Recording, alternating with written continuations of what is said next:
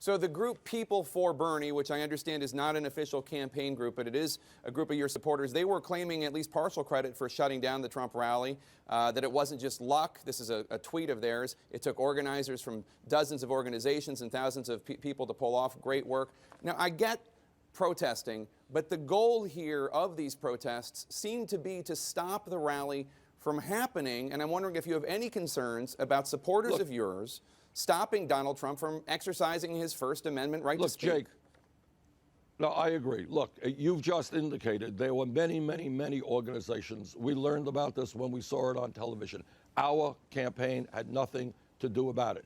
I think people have the right to protest. I do not like people disrupting anybody's meetings, and I would hope that my supporters will not disrupt meetings. To protest is one thing, to disrupt is something else. But once again, Trump is not telling the truth. It should not surprise anybody. He very rarely tells the truth when he says that our campaign disrupted his meeting. It was not. We have millions of supporters, and people do things, but it was not our campaign. But just to be clear, any violence, any disruption that is inappropriate from any of your supporters, you denounce, and you would tell your supporters not to do that? Absolutely. But I also think, and again, this is not just me talking. This is people in the Republican Party.